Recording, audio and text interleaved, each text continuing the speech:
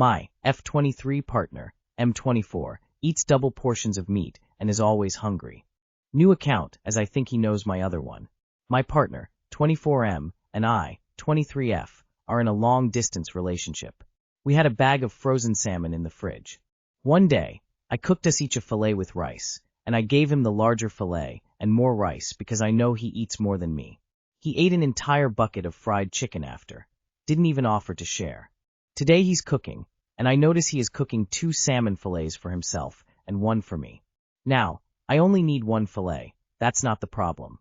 The problem is we are both on shoestring budgets.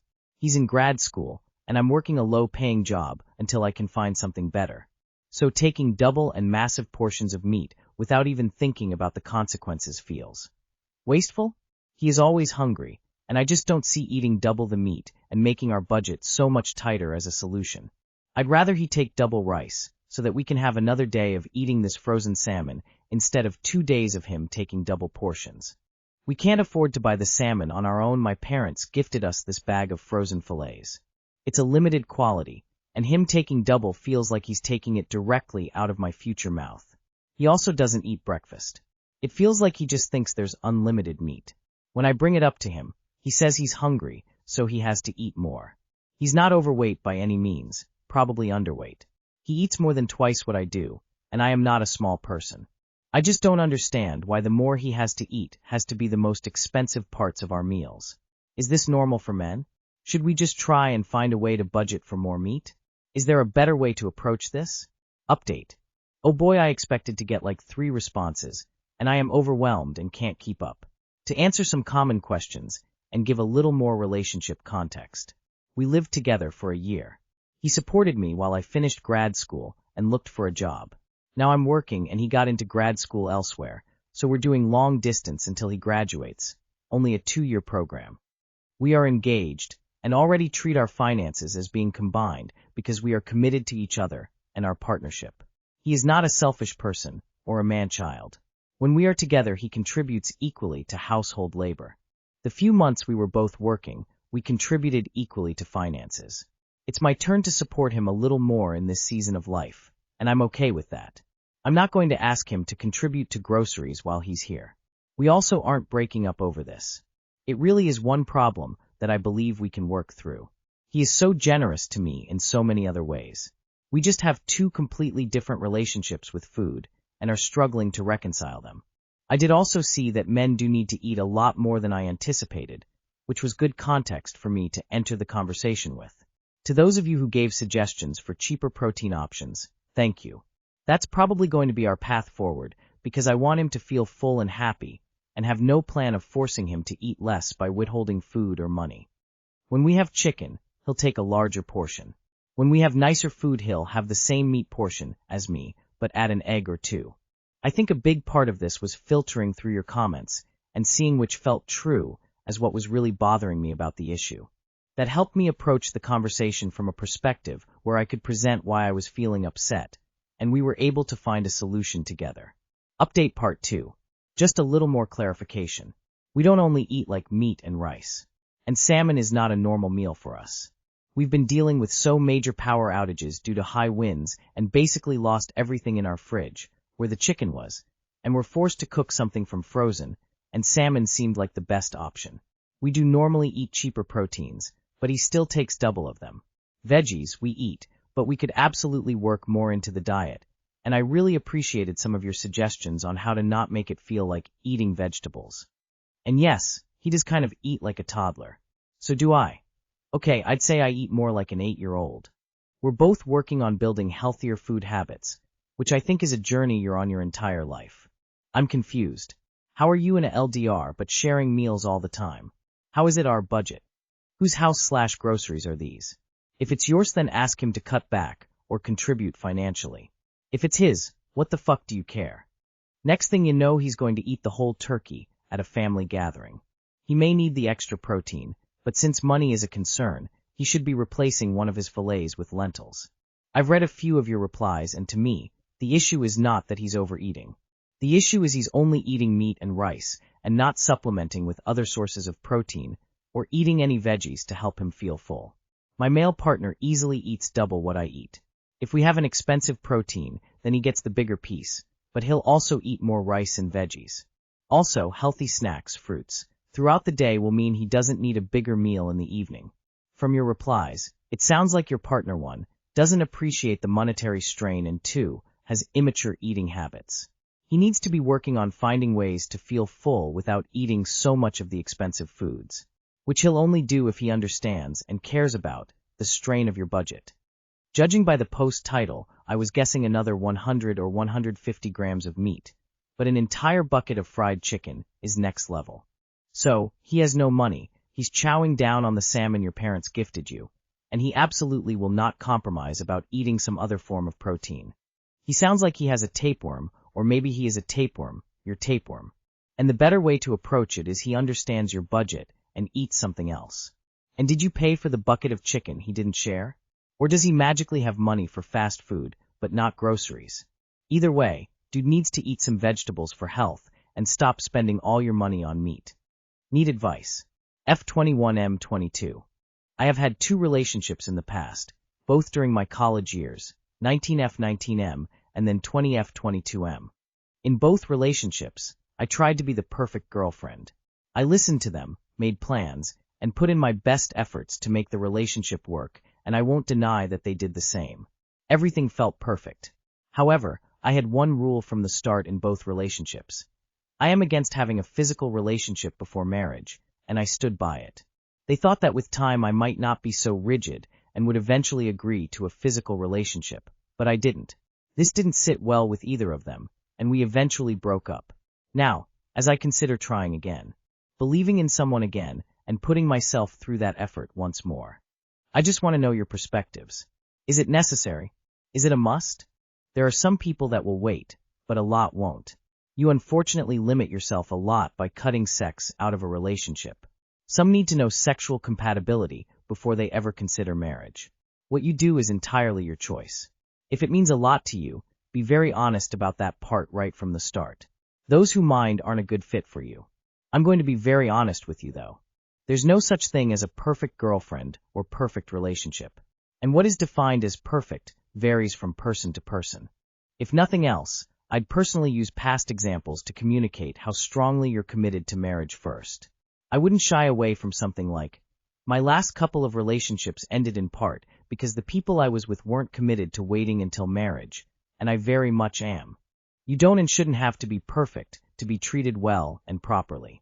Nobody is perfect, and anyone who tries to achieve it never will. If he is a decent human being, the only thing you should need to be is yourself. If that's not good enough, then move on. If that's how you want to do things, then be extremely clear with them. I could never have married someone not knowing if I was sexually compatible with them, because it is a big part of a relationship. I'm afraid that the majority of people feel similarly, and they deserve to know that you won't budge on the subject.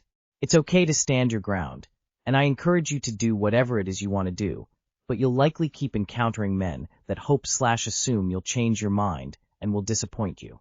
First, stop trying to be the perfect girl. Nobody is perfect. Second, if you want to wait until marriage, then that is a boundary that is a reasonable one on several levels, i.e. STIs, religious affiliation, etc. If it is religious affiliation, then I suggest that you only date within your religion, and there's probably an app for that. Be careful though. Many take those vows to the extreme even after marriage, so communication is key during the dating process. Be honest and upfront from the first date, and continue to communicate as the relationship progresses. You'll find the right one eventually. All you can do is be honest from the start about what your deal breakers are. The right person will find you eventually. Don't cross your own boundaries because you feel pressured by society. And don't blame yourself. It's not your fault your exes chose not to believe you when you explicitly told them what your deal breakers are. That only reflects their character and judgment. How or can I move forward with my girlfriend after this? 22M and 22F. I recently flew out to see my girlfriend for her birthday. Last night at the bar, she went through my texts while I went to the bathroom. I have nothing to hide, so I was like, whatever.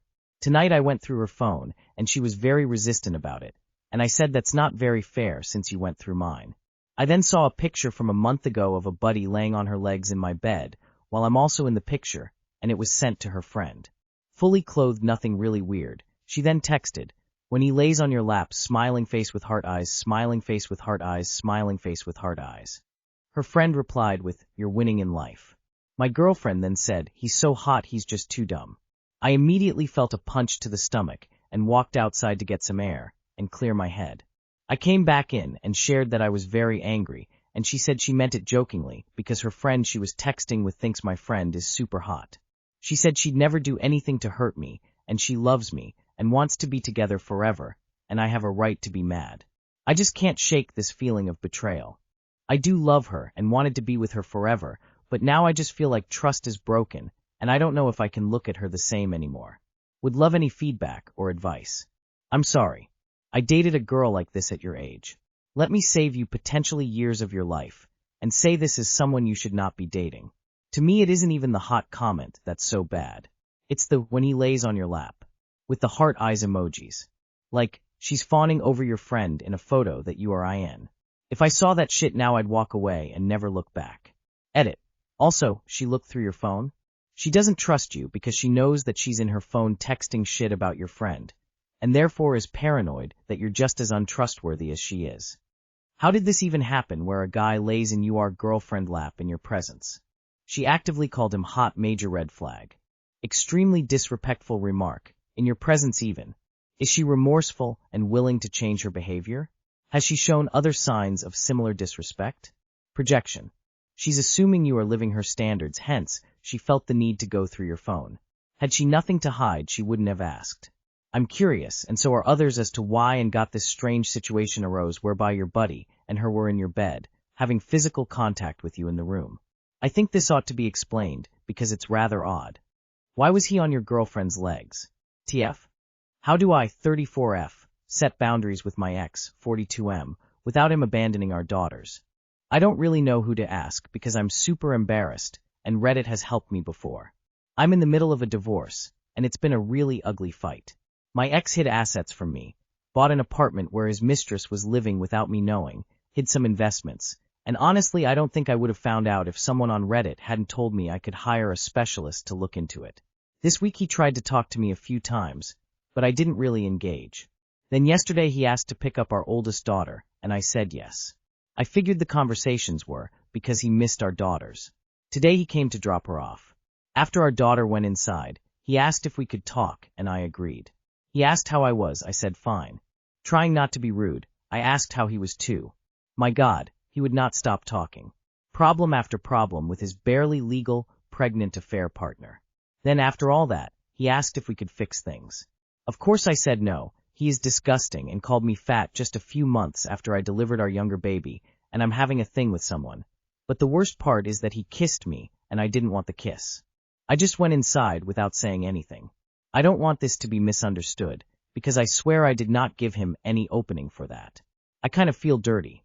So how do I set a boundary without completely pushing him away from having a relationship with our daughters? The last time he spent a long stretch of time with our daughters was in September. Talk to your lawyer about this. They may have ideas, because they've likely dealt with similar situations. Set the boundary of we only communicate about our child. If that's his focus, he should be okay with that. Problem after problem with his barely legal, pregnant affair partner. Then, after all that, he asked if we could fix things. What? Face with tears of joy, face with tears of joy, face with tears of joy, and we have not even reached the sexual assault part yet. Look into no contact parenting. Basically you drop the kids off at school, and he picks them up. He drops them off at school, and you pick them up. All communication goes through your lawyers, and then a parenting app where the court can see every communication. It's not your job to ensure that he has a relationship with his daughters. It's your job to ensure that your daughters are available at the court-ordered times. It's his choice about whether he chooses to take up the opportunity to develop a relationship with them. Download the Our Family Wizard app designed for co-parenting and use that for all communication. In the U.S., it's recommended by some family courts and admissible as evidence, say, for harassment. It doesn't allow messages to be deleted, unsent, or altered. Do pickups and drop-offs in public places, such as a McDonald's parking lot. Get your shit straight and don't be dating or bringing any men home or muddying any waters. And listen to your attorney, not Reddit. You ask your attorney to file a request that all communication go through a court-approved co-parenting app, and refuse 1:1 interaction going forward.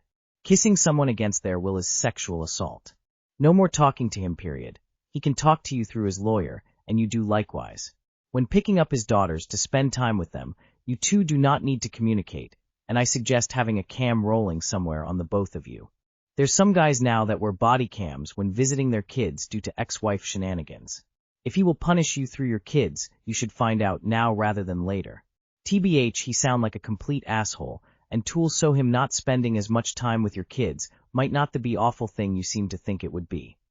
Also keep those child support check rolling in once the divorce is done.